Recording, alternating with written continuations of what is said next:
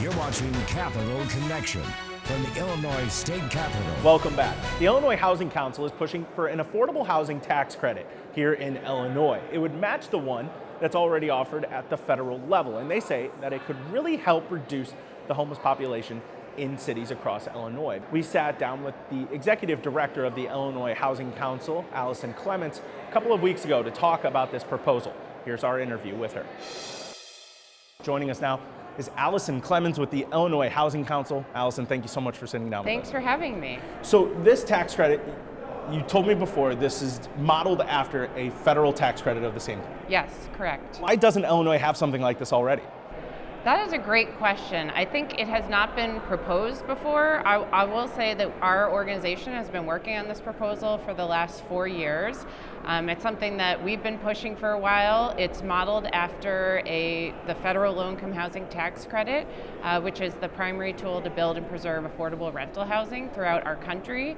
It's a model that over 25 other states already have in place, so we think it's going to be a great tool in the toolbox to address affordable housing.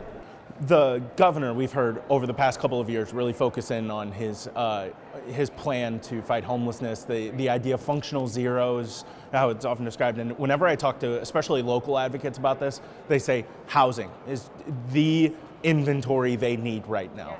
And it's not shelter space, it's not the big open shelters, it's individual housing opportunities for people or the larger apartment complexes. And how does a tax credit like this help the people who are capable of building these types of places see a benefit in it? Yeah, well, we know that the research shows that the way to address homelessness is to provide permanent, affordable housing. So this resource will help the state fill funding gaps on affordable housing developments that utilize the federal low-income housing tax credit. This is a resource that is critical to building, preserving affordable rental housing and underpins 90% of all new affordable rental housing development across the country. But that federal tax credit never covers the full cost of development. So it's not uncommon for developers to have to cobble together 5, 10, 15 different other sources of funding to make a project pencil out. And this would just be a state tax credit that would help to fill that funding gap and get a lot of these developments across the finish line. So what has to be true about these places that make them affordable housing, I guess? What's the qualifications? Sure. So the federal tax credit guidelines rely on the area median income across different geographies around the state. So generally 60% of area median income is the qualification for folks who are coming into this type of housing. And I'd add that the federal tax credit program provides affordable housing for a wide variety of populations across the state. Seniors, veterans, working families with children, folks with disabilities who may need services to stay in housing, to prevent homelessness. So it's a tool that really can serve a wide variety of needs around the state, and that state tax credit will do the same thing.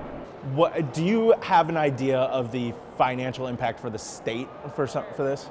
Right. So the proposal that we are pushing for this year in the Build Illinois Homes Tax Credit, it's a $20 million annual credit for a 6-year period.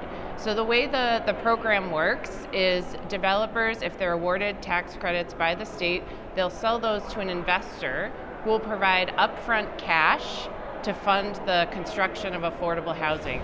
The state doesn't put in any dime of its money, which is in the form of tax credits, till the development is complete and built and leased to eligible tenants. So it's really a pay for success model where taxpayers are not having to provide any funds for affordable housing until we actually see the product built. So correct me if I'm wrong, but this is like a trade. It's like being able to write off a charitable expense, but for building affordable housing.